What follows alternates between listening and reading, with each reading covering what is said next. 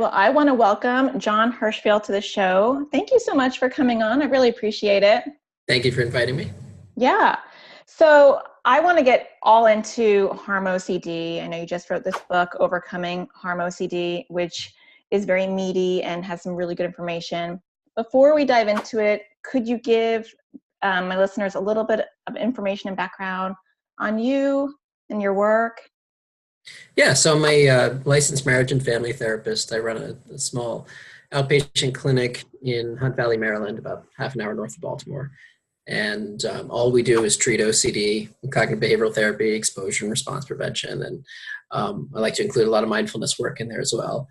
And what else? All I've ever treated is OCD, so I'm kind of niche performer here. There's a lot of things I don't know how to do, but the things that we really get to get into here, it's the OCD, anxiety, and related disorders. I've written a few books.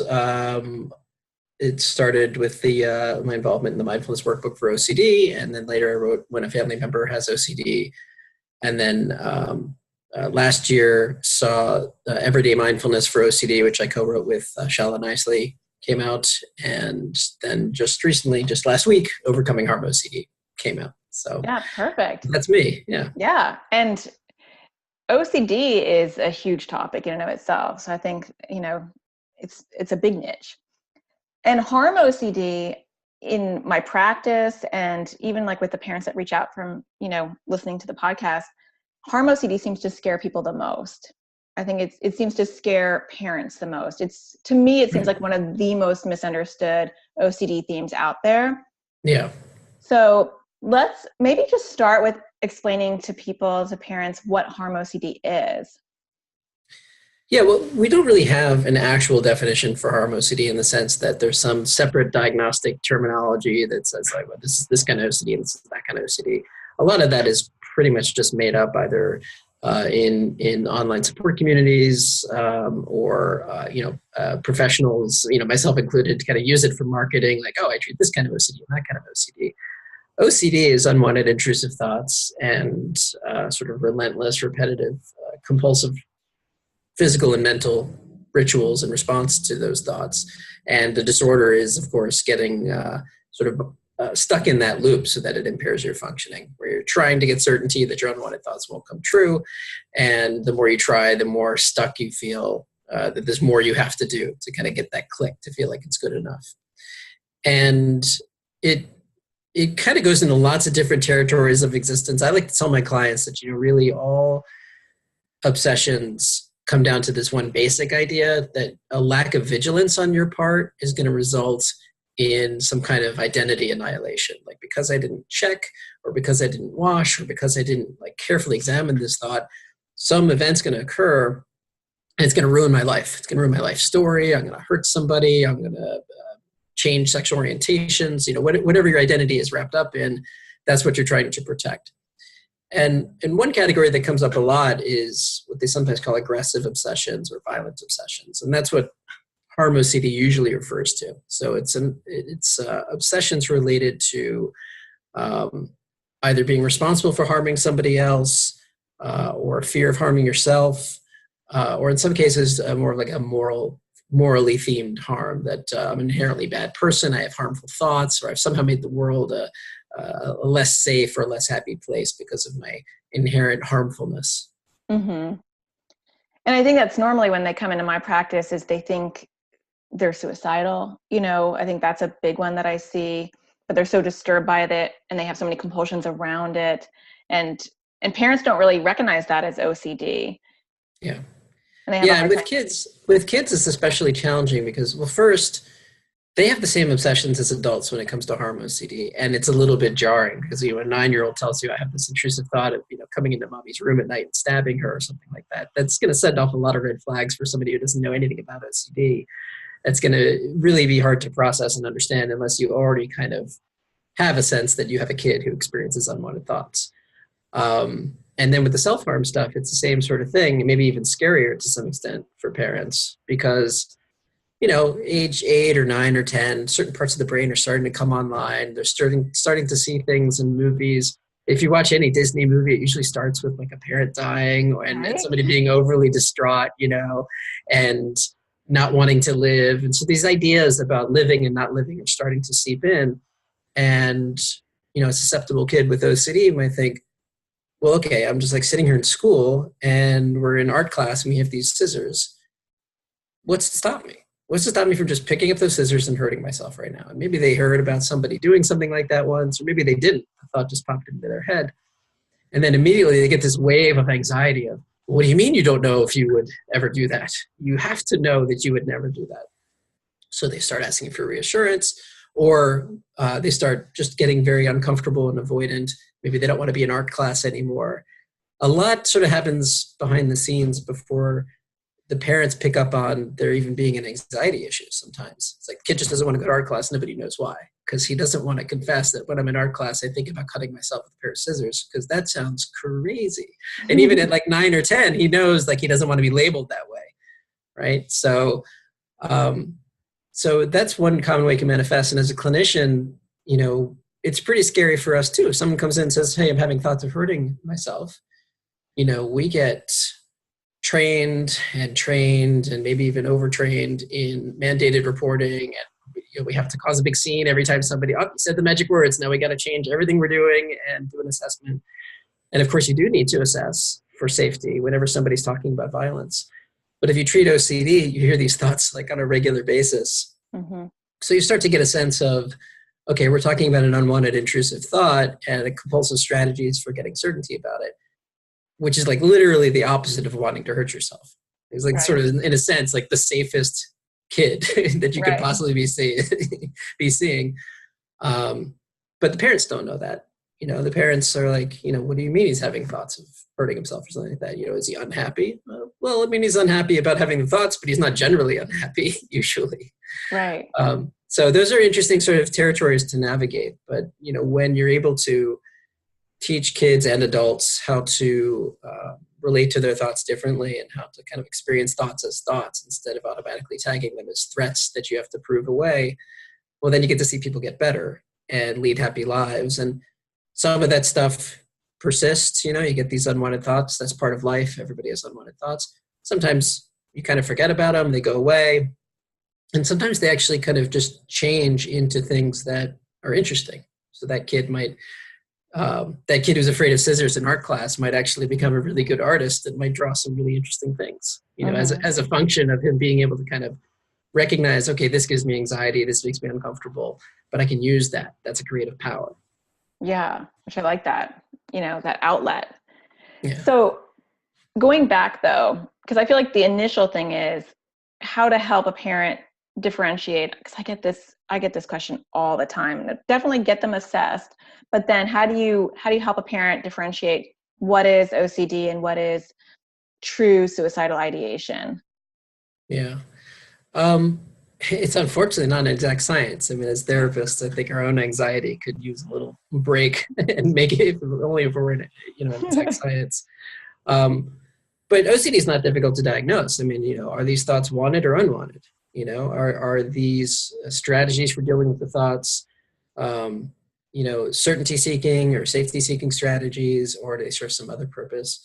And you have to run a kind of differential diagnosis here. It's first of all, is there any history of committing acts of self-harm? Because that would be informative. There's certain other disorders where self-harm plays a factor.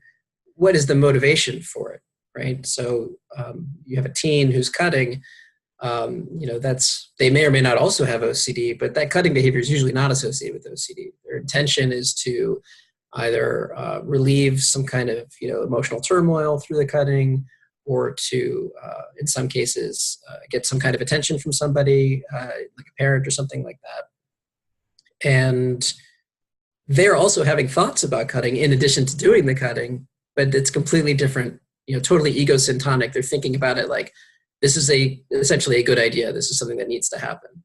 Or if you have a kid who's severely depressed and he's thinking that he'll get relief from harming himself or from committing suicide, that's a completely different dynamic than a kid who doesn't understand why he's having these thoughts. They're totally inconsistent with his identity, and he's wanting to avoid being near a ledge because, being near a ledge necessarily involves thoughts of jumping off of it.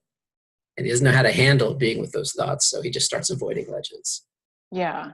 And I think it's a good way for parents to see that, because I hear that all the time. Then how do you think harm OCD, well, we'll just call it harm OCD, that harm themed OCD. Yeah, sure. Hooks in parents? How does it involve the parents?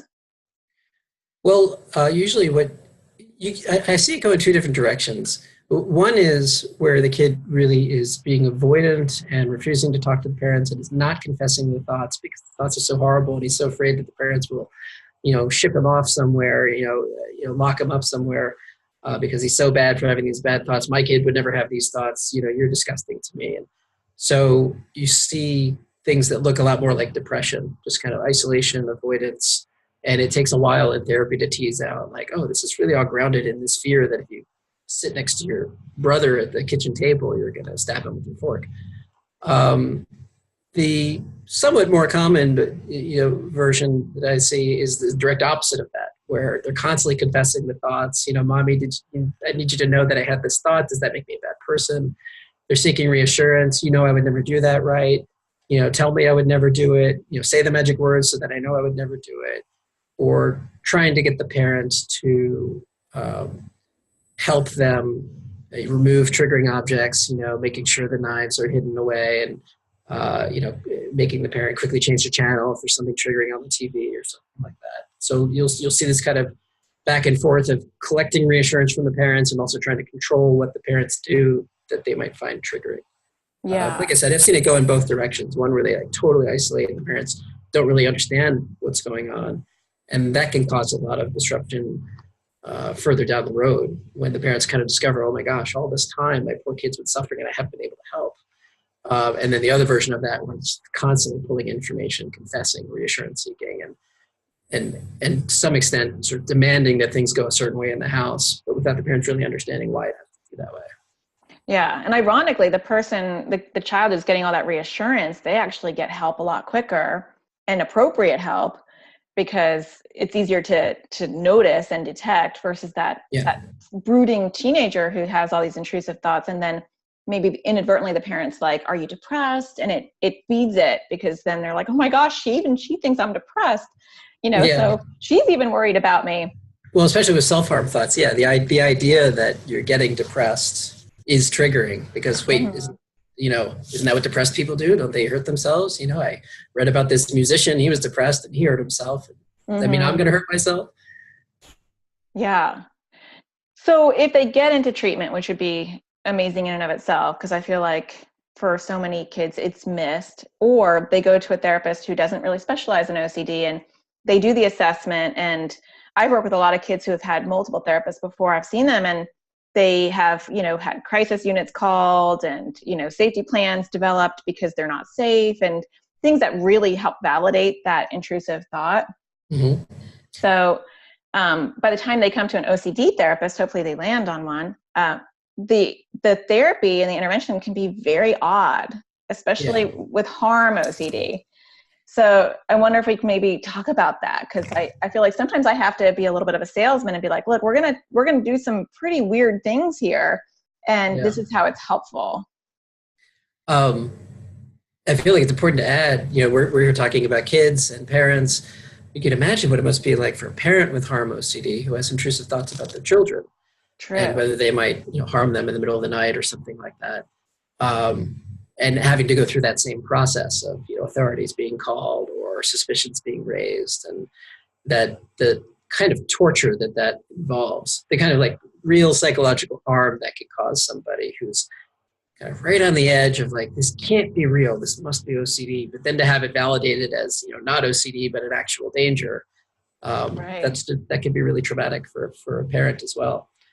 So the kids come in, and how do you sort of make this? How do you make this case that you've engaged in all these strategies to avoid the thoughts or make the thoughts go away, and none of them have worked? And here's a crazy idea: let's have the thoughts on purpose and see what happens. Exactly. So naturally they're going to be skeptical of that. Like an adult client, I try to remind them that, look, it's always the thing you haven't done yet that works, because you've done all of the things that you've done and they haven't worked. So whatever it is that's going to work is something you haven't done yet. So let's just try to think about what would be a different way of relating to it. And I get a lot of mileage out of explaining that, I know you have OCD and you know you have OCD, even though you might be skeptical of it. But your brain doesn't have any idea that you have OCD. Your brain is just watching your behavior and assuming everything you do is totally rational. And so it's forming conclusions based on this, right? So if you're around a knife and you have an unwanted thought, and then you go into another room so that you're not around the knife, your brain is watching you do this and saying, well, that was a good decision. You really could have hurt somebody if you had stayed in that room. And if you're doing this over and over and over again, next time you're around a knife, your brain's going to be like, hey, you're not supposed to be around knives. You got to get out of here. It's just trying to help you out. It's just going based on what you're telling it. So if what you want is to be able to be in a room with a knife and not be thrown by those types of thoughts, well, you have to retrain the brain and you have to show it. Oh, he sat in that room next to the knife. He had all these stabby thoughts and he kind of made a joke out of it or let himself feel anxious about it, and nothing happened. And, must be a glitch in the system, right? Next time he comes around a knife, same thing's going to be like, well, that's kind of uncomfortable, but the brain is going to be kind of helping him out, saying, yeah, you've done this before. It's okay. Yeah, you get weird around knives. I wouldn't worry about it. And it's just basing it on what your behavior is and not so much on what you're thinking or how anxious you are. Mm-hmm. So sometimes I find people find that helpful. I also think it's very important to remind kids and adults and the parents that this really has to do with having a very sort of a different kind of mind. It's almost like a superpower, but like any superpower, you have to kind of understand how to use it, how to control it, or it can kind of get out of hand. So I always just describe the mind as this kind of spotlight that shines down on the library of your brain. So all the stuff that is shining there in the middle, that's stuff that's easy for you to understand, like, oh yeah, normal thought, like today's Tuesday. And then the stuff off on the fringes is sort of in the darkness, really cool, exciting, creative thoughts. And then on the other side, really scary, creepy thoughts like, what if I hurt myself or somebody else? And in this case, because you have an OCD mind, you have a much wider spotlight than the average person. So on the upside, you're very funny, you're very clever, you're very creative, and you see things that other people don't automatically see. And you can usually prompt these kids with a question like, probably your teachers or somebody has probably said to you things like, how did you come up with that? And you were like, I don't know, just popped into my head, right? That's that same quality of like, well, why didn't it pop into everybody's head? Well, because you've got this cool mind that notices these things on the fringe. The problem is you also have to deal with the other side of the library. So these unwanted thoughts, they also get presented to you in this very kind of loud, obvious way, and you get confused. You get confused by the sort of brightness or loudness of the thought into thinking that it must be very important because you had it. And then once you start responding that way, that's where things go downhill. So if you could learn to say like, okay, this is a function of kind of how creative I am, and I get to enjoy all the positive parts of it. And now I'm in therapy, so I can learn how to manage the scarier parts of it. So I don't get so confused that if a thought's very loud, it's very important. Yeah, and I like that spotlight analogy because I think that's a good way to put it. It's a good visual for normalizing it, and realizing why there's so much, on their radar. And also, the silver lining, the good qualities that come with kids and people in general who have OCD. Which, yeah, these are people who love really deeply, who, are kind of, they explore areas of the mind that I think otherwise just sort of get lost. You can prompt anybody to come up with something really creative, but a lot of these kids with OCD, you don't need to prompt them because it just pops into the forefront of their mind. Yeah, that's so true. That is so true. My son has OCD, and he is the most creative person I have ever met. And he's, wants to be an inventor, because he always has crazy ideas of why don't we have this in our world? So. Right. And if he could understand that that's coming from the same mechanism that might give him an unwanted thought, and then just be selective and like, well, here's the kind and amount of attention I'm going to give that unwanted thought right now. And here's the kind and amount of attention I'm going to give that wanted thought, and just get some sense that he can have enough distance from both of them that he can see them clearly. Yeah. Yeah. Which is, I think, a more uplifting, positive perspective. Yeah. So, and a lot of these kids are so down on themselves too, because they think they've failed as humans. Like, something's like wrong with them in the sense that, they would be a good person, except there's this, hole in their head that makes these terrible thoughts come to the forefront of their mind, and they're like defective merchandise or something. Yeah. And especially I think with harm OCD thoughts, because they're dark, and if they're having intrusive thoughts that they want to kill themselves, they feel guilty because they're like, like the kids will tell me, I have such a good life. I don't know why I'm having this thought, or if they're worried they're going to hurt someone else. They feel like they're like this hidden monster. So I feel like the self-esteem is, hit. Well, and part of that hit is this colossal sense of moral failure. Like you said, I have this great life. So how dare I have thoughts about hurting myself? How disrespectful that is to my family to have those thoughts, is how they tend to think. Or if they have these thoughts about hurting somebody that they love, it's the having of the thought is in and of itself often considered a major moral failure, separate from whether or not they're going to keep the thought from coming true. If they can suppress it enough, maybe they could live as a closeted serial killer or something like that. But people are eventually going to find out that's what they're afraid of. But if you're dealing with it on the moral front, just the sheer existence of the thought, it's hard for adults, and it's harder for kids to make that distinction between, well, you can have a thought about doing something bad without being a bad person. It's totally normal to have thoughts about doing bad things. And an adult is more likely to be able to make that distinction. Not always, but more than a kid. Yeah, and I think that's why it's good for parents to really understand harm OCD, and we'll talk about your book and how that can help with that, because if they don't understand it, they're going to give that response to that child that's going to maybe inadvertently exasperate it, because the parents will say to me, I don't know what's wrong with him. He has such a good life. Or, I don't know why he's so depressed. Or when he comes and he says he wants to kill himself, I brought him to the ER.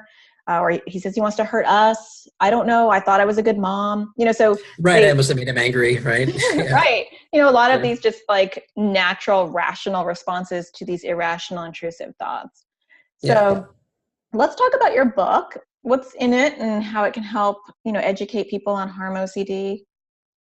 So this is, really just an opportunity. I kept hearing over and over and over again how nobody was able to diagnose me as having OCD because I don't wash my hands a ton and I don't have an orderly room and stuff like that they associate with OCD. And the harm OCD sufferers they seem to be suffering at a high level. I mean, people with sexual obsessions also have a hard go of it, and there's not a lot of material out there for them either. But I wanted to write a book about harm OCD because I like working with this population. It's kind of interesting work, and seeing people get better from harm OCD it's so much fun because they learn to take themselves less seriously, and they get to reclaim so much of their life that was lost to the OCD. So this is a book, I mean, it is geared towards adults. I mean, it's not written for children. I think a teenager could certainly handle it, but it's definitely not a kid's OCD book. I think a parent with a kid who has OCD might learn a lot about it. And I cover a little bit of the dynamics in part of the book, just about what you might see with kids with harm OCD and kind of how to deal with that as a parent. But the bulk of the book is really about first just defining, what are the mechanisms of OCD and how does it manifest as unwanted, intrusive thoughts of harming yourself or harming others? And why do we have the violent thoughts in the first place in general without OCD? And then how does OCD sort of take that fact that we have violent thoughts and make it so difficult for us with OCD? And then I just break it down into 4 kind of subcategories of harm OCD, which is fear of a harmful identity, fear of impulsively harming others, fear of self-harm, which we've been talking about, and fear of harming children. And I've gotten a lot of feedback from people online asking if I focus on what they call POCD or pedophile-themed obsessions. And I don't, only because I really wanted to make this book just about violent thoughts. And I think those types of obsessions, even though they often involve violence and harm, deserve their own materials. So who knows, maybe one day I'll get to it. There's a lot of writing to do. Yeah. And I look at how it gets treated, and I kind of break down very standard evidence-based CBT protocols, exposure and response prevention, treatment of OCD, and how it would apply to each of these different kinds of harm OCD. And I break it down into cognitive therapy, exposure therapy, mindfulness, skill development, and self-compassion. Yeah, and I think it'd be really helpful for parents because, well, one, a lot of the parents I work with have their own OCD issues that come into play. So there's that.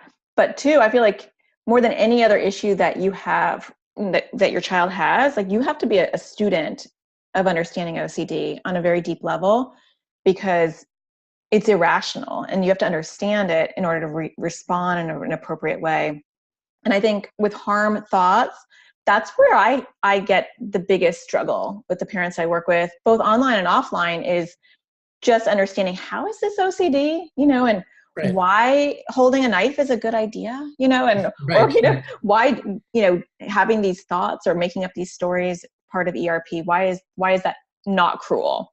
So I think just studying it from a first, reading it and learning about it can be invaluable. And even having just a resource for the therapists that listen to this show, like having a book that you can say to your parents before you start working with them, read Overcoming Harm OCD. It will really give you a good snapshot on what it is and what I'm trying to do with your child. So yeah, and I get emails from people, mostly adults who are struggling with harm OCD, and they want to go to a therapist, but they're just terrified that they're going to go to a therapist and they're just going to be taken away in a white coat. And I say, well, find something that you think represents what you're going through online. One of my blogs, or now there's this whole book, and present that and say this right here. This is what I think is going on. Yeah. Sort of help to set that frame early on. And it can help normalize it, because I think a lot of times the pushback that I get, which is definitely part of the OCD, is how do you know this is OCD? I mean, obviously that's one of those doubt things, How do you know this is harm OCD? How do you know that maybe I'm not really going to hurt someone? And having, well, there's a book all about it, so that's a little validation. Yeah. And that's the best we got, right? Because you don't know in the end, right? That's the thing, is we can't say, well, now we have certainty. Like now, because I've called it OCD, I now have all the certainty that I'm never going to do the wrong thing. Because that's just buying back the exposure.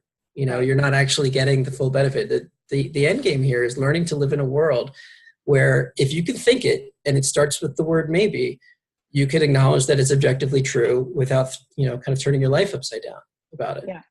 So any statement that starts with the word maybe is objectively true. I tell this to my clients all the time. Maybe the ceiling's going to fall on your head in the middle of the session. That is an objectively true statement. Right? Now, it would be pretty weird if the way we responded to that was to go up and start pressing on the ceiling or call the architect or engage in some other kind of safety behavior. We just have to learn to live in a world where there's some possibility greater than zero that the ceiling will fall on our head. And it's because we don't want to live in a world where we have to always be outside in order to feel safe. Right. So we take that bet, and that's really what it comes down to. And I see a lot of people struggle with, especially with harm OCD, with, well, I have OCD, therefore my thoughts can't come true. And that's not actually overcoming OCD. That's just compulsively relying on the reassurance of your diagnosis. But to actually overcome OCD, you have to actually learn how to live in a world with uncertainty. Yeah. And I think with kids it's so tricky because you have that psychoeducational component where like they legitimately don't know something, Right. So you're like educating them, like, there is this disorder and this is what it's called. And these are the themes that it can pop up with. And then you have to move away from that and be like, and you may or may not kill yourself someday. We don't know. Right, exactly. Yeah. And I like to express to the parents, especially, if they're like a little bit confused or skeptical, it's all contamination in the end, right? Some people wash their hands and your kid washes his mind. And that's really right. These thoughts, which are normal events, are being tagged as contaminants because, they tend not to show up all day, every day in the forefront of your mind.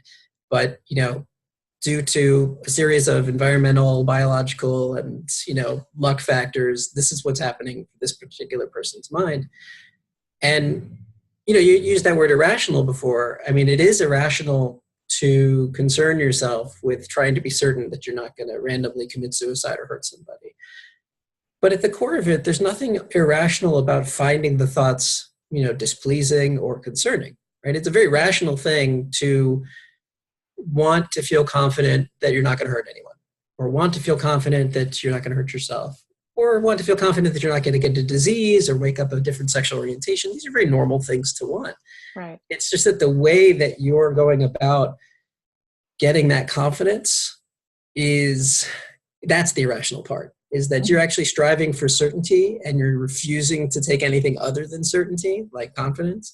And so you're constantly sort of chipping away at your ability to overcome it by trying to prove that it won't happen, instead of saying what someone without OCD might say, which is, well, that was disturbing, and then move on. Right, exactly. Where can people find your work? I know it's all over Amazon, but yeah. Wherever books are sold, they tell me.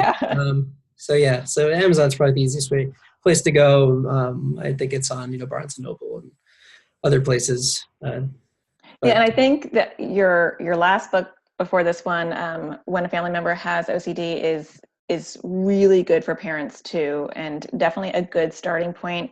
I tell parents to read that all the time when I first meet them, because I think it just explains OCD really well, and it also highlights the collaboration and, partnering with your child, not for your child. So I would highly recommend that as well. Thank you. I really enjoyed writing that book, in particular because when I was writing it, it was kind of an interesting writing exercise, because I was, you think about your audience when you write a book, and in most cases, so like with Overcoming Harm OCD, my audience is really my adult clients with harm OCD. And parents might benefit from reading it, clinicians might benefit from reading it, but my audience is really a person with harm OCD. And with the family member workbook, I had two separate audiences I wanted to get at the same time. One was the family member who wants to learn about the OCD sufferer, but the other is the OCD sufferer who wants to know that the family member is learning the right things. So I wanted OCD sufferers to be able to read that book and go, okay, they can read this, because it's pretty scary to have somebody talk to your parent or loved one about OCD, and if they get it wrong, there's so much shame embedded in this. To be able to say, if they understand OCD the way it's written about in this book, then maybe they can understand me, and I can talk about my OCD with a little bit less shame. Yeah, and that's a tricky goal, I think. To target, but you did it, because I think it comes across really well for either one. So definitely a really invaluable resource. Thank you. Well, thanks for coming on. I really appreciate you spreading your wisdom, and people can check out your books and definitely continue to get help that way. Excellent. Thank you so much for having me. I think what you're doing with this podcast is great. I mean, it's so hard for parents of children with OCD to get accurate information about exposure therapy and OCD and how it's treated. They get a lot of mixed messages from a lot of different kinds of therapy that's out there. So to get the right information, I mean, it's just so huge. What I see time and time again are adults who didn't get the treatment that they could have gotten 10 years ago. And it was because nobody knew how to help them. So yeah, and so unnecessary. So, well, thank you.